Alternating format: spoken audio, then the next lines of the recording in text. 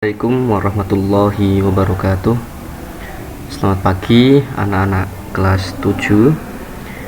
Baik, pada pertemuan yang terakhir ini sebelum penilaian akhir semester atau PAS, nah mari kita selalu mengucapkan syukur kepada Allah karena kita sampai pagi hari ini pada kesempatan ini masih diberikan kesehatan sehingga masih bisa bertemu dalam pembelajaran jarak jauh,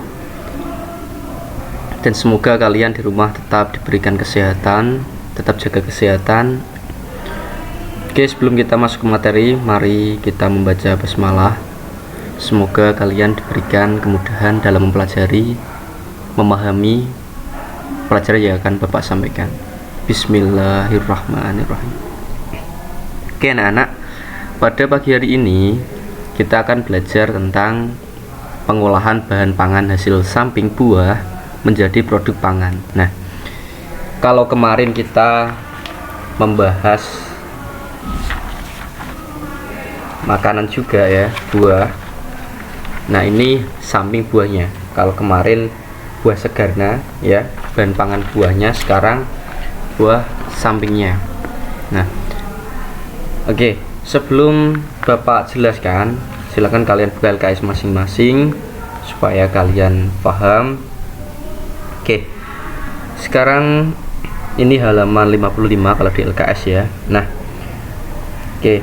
Banyak dari kita biasanya mengolah buah segar hanya membutuhkan daging buahnya saja. Nah, selain dari rasa yang segar daging buah bisa langsung dimakan, sehingga kita sering melupakan dan membuang biji dan kulitnya. Nah, itu sudah familiar ya, sudah biasa. Nah, buah segar memiliki banyak kandungan vitamin dan mineral yang baik buat tubuh, sehingga setiap bagian dari buah segar, mulai dari daging buahnya, biji, dan kulit buah memiliki kegunaan masing-masing. Nah, jadi ada manfaat sendiri untuk buahnya, dagingnya, bijiannya, kulitnya gitu. Jadi ada masing-masing sendiri. Oke ya. Oke. Nah, sedangkan untuk pengertian dari bahan pangan hasil samping buah, oke, yaitu bahan samping yang dihasilkan dari tanaman buah selain daripada buah yang merupakan bahan pangan utama. Nah, maksudnya apa anak-anak? Jadi yang dimaksud pangan utama ini, nah itu dagingnya atau bahan utamanya. Oke. Nah, sedangkan hasilnya apa? Hasil samping dari buah dapat dimanfaatkan sebagai olahan pangan yang dapat dikonsumsi oleh manusia, dan ada juga yang dikonsumsi oleh hewan. Nah, jadi ada juga buah yang bisa dikonsumsi, tidak juga di manusia, yaitu di hewan juga bisa. Ya. Oke, selanjutnya karakteristik buah berdasarkan sifat dinding buah, ya, dindingnya. Oke, yang pertama ada berry ya, buah berry, yaitu lapisan kulit luar tipis sedangkan lapisan tengah dan dalamnya menyatu. Contohnya stroberi, anggur, cherry, jambu biji, dan lain-lainnya. Nah, itu contoh karakteristik untuk yang berry.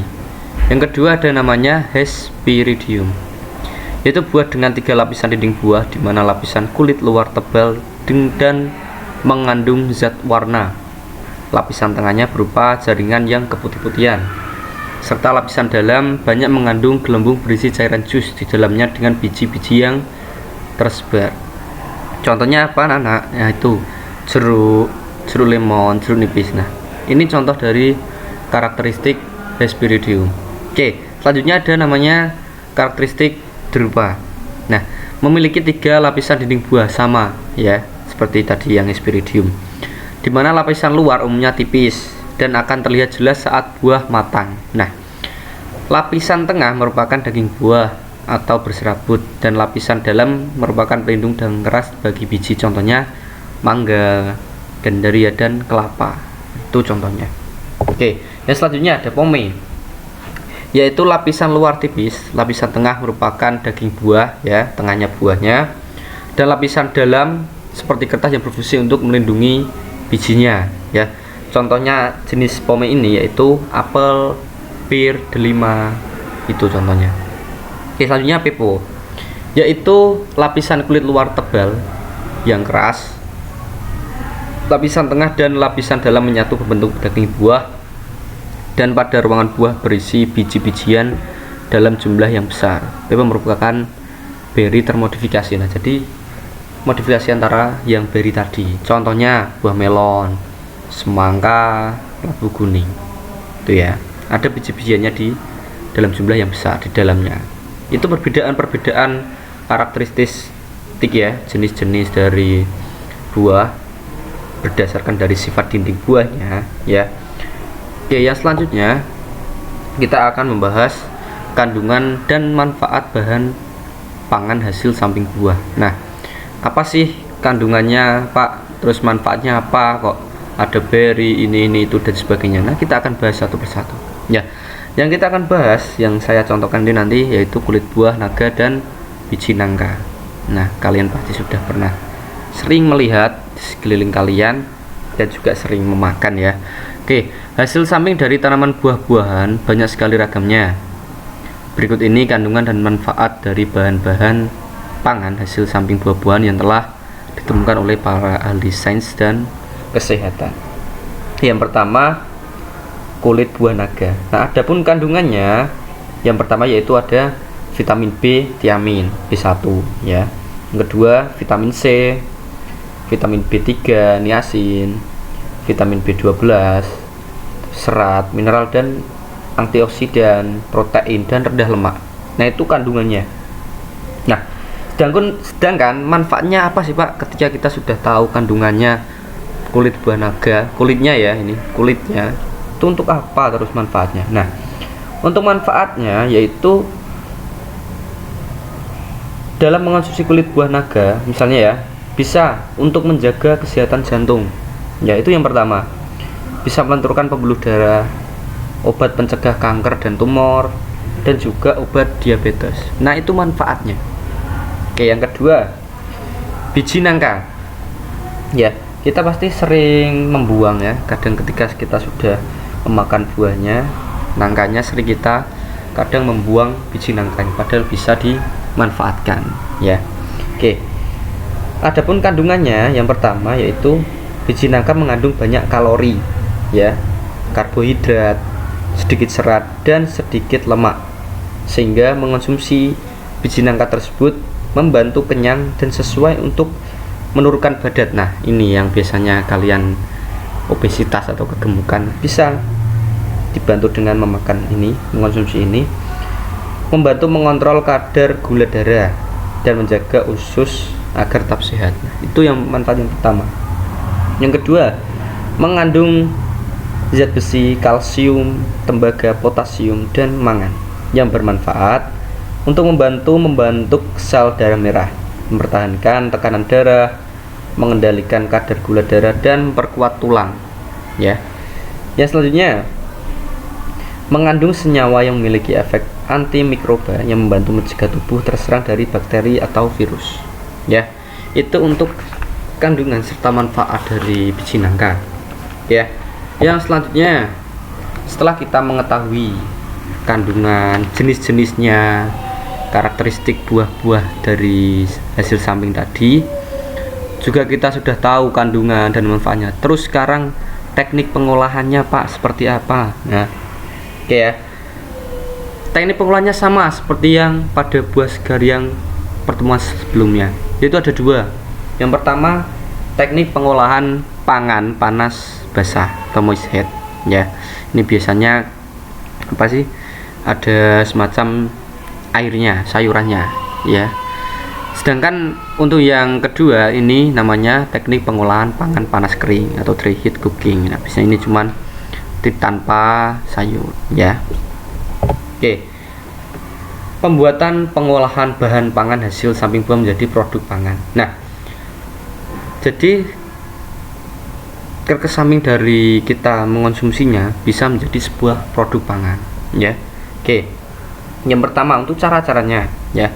Tahapan pembuatan suatu pengolahan harus selalu diperhatikan agar produk pengolahan pangan yang dihasilkan tepat dalam pengolahan, nikmat dalam rasa, dan hendaknya juga memperhatikan estetika penyajian dan pengemasan. Nah, ini yang sangat penting.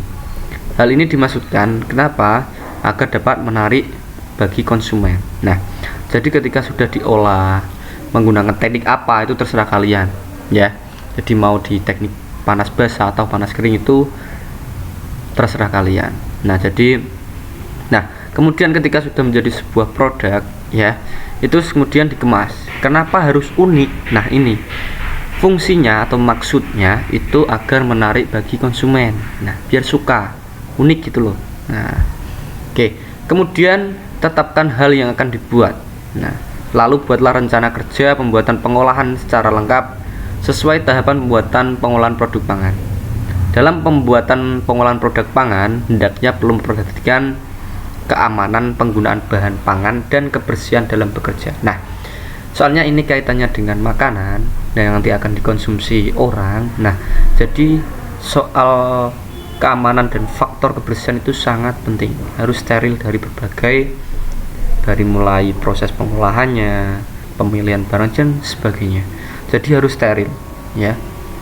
Oke, yang selanjutnya. Nah, tahapan pengolahan pangan hasil samping buah menjadi makanan. Nah, ini yang pertama. Yang kedua nanti menjadi minuman. Nah, ini contoh yang pertama, membuat keripik kulit mangga. Nah, jadi dari kulit mangga. Nah, siapkan dulu bahan dan alat-alatnya ya. Kemudian langkah-langkah pembuatannya seperti apa, kemudian pengemasan ya, seperti itu ya. Nah, sama kemudian yang teknik minuman. Nah, ini ya. Nah, kemudian ketika kita sudah mengetahui cara-caranya, nah kemudian kita penyajian dan pengemasan ya. Penyajian dan pengemasan memegang peranan penting dalam produksi pengolahan pangan. Mengapa? Dengan penyajian yang menarik dan unik dapat mendatangkan konsumen karena tertarik melihat dan membeli produk olahan pangan yang dijual. Nah, jadi minat penjual atau konsumen banyak tidaknya yang berminat itu tergantung dari penyajian juga. Nah, jadi kalau pengemasannya unik, kreatif, nah itu akan mendatangkan konsumen yang banyak tertarik. Nah, ini loh, nah produknya lucu, unik gitu. Kemasan yang baik tidak akan mempengaruhi rasa, tetapi memiliki kekuatan daya simpan produk olahan pangan. Nah, itu contohnya. Nah, pada penyajian dan pengemasan, kriteria pemilihan bahan dan ketentuan pembuatan wadah telah dijelaskan pada bab sebelumnya ya. Oke, ketentuan penyajian dan pengemasan untuk produk olahan bahan pangan hasil samping buah tidaklah berbeda dengan produk olahan bahan pangan buah. Pada intinya, prinsipnya, penyajian dan pengemasan harus sesuai dengan kebutuhan dan fungsi dari produk olahan pangan tersebut. Nah, jadi menyesuaikan dengan produknya. Selain kualitas dari olahan pangan, tampilan dari penyajian dan pengemasan akan memberikan karakter pada olahan pangan dan memberikan prospek ekonomi yang menguntungkan. Nah, itu. Kreativitas dalam penyajian dan pengemasan harus selalu digali untuk dapat menciptakan wadah penyajian dan kemasan yang inovatif. Nah, ini harus kreatif, unik. Oke. Sekarang latihan soal ya, Nana, agar kalian mengasah pengetahuan kalian tentang materi yang sudah Bapak sampaikan. Nah, ini yang soal yang pertama. Bahan pangan hasil samping buah adalah bahan samping yang dihasilkan dari A. Buah, B. Kulit buah, C. Akar buah, D. Batang buah. 2. Berikut termasuk karakteristik buah berdasarkan sifat alami dari dinding buah kecuali A. Beri, B. Hesperidium, C. Drupa, D. Kulit. 3. Contoh buah yang berkarakteristik Hesperidium adalah contohnya ya: A. Jeruk, B. Apel, C. Mangga, D. Alpukat. Oke, yang selanjutnya soal nomor 4. Bahan kemasan yang biasanya dipakai untuk kemasan jus buah segar yang biasa dijual di pinggir jalan adalah A. Cup plastik dengan sendok plastik, B. Botol gelas, C. Cup plastik dengan sedotan, D. Botol beling. Oke, soal yang terakhir nomor 5. Fungsi pengemasan dan penyajian yang unik dan kreatif adalah A. Keunikan saja, B. Menarik konsumen, C. Iseng-iseng, D. Tambah enak. Nah, ini soal latihan, silahkan nanti kalian kerjakan seperti biasanya, nanti linknya ada di bawah video ini. Dan jangan lupa sebelum penilaian akhir semester atau PAS ya, PAS. Nah, silakan kalian pelajari mulai dari yang pertama bab 1 tentang kerajinan serat dan tekstil, dan juga bab 2 kerajinan teknologi konstruksi miniatur rumah, budidaya tanaman sayuran hingga pengolahan bahan pangan buah. Nah, 4 bab itu nanti akan keluar di soal PAS. Nah, silakan kalian mempelajari lagi, diulang-ulang video yang sudah Bapak jelaskan, terangkan, dibuka kembali, ditonton kembali, biar kalian nanti tidak kesusahan dalam mengerjakan soal PAS ya. Tetap semangat, semoga kalian diberikan kemudahan dalam mengerjakan UAS PAS nanti. Oke, saya akhiri pertemuan prakarya ya pada semester kali ini. Semoga kalian diberikan kemudahan. Oke, wassalamualaikum warahmatullahi wabarakatuh.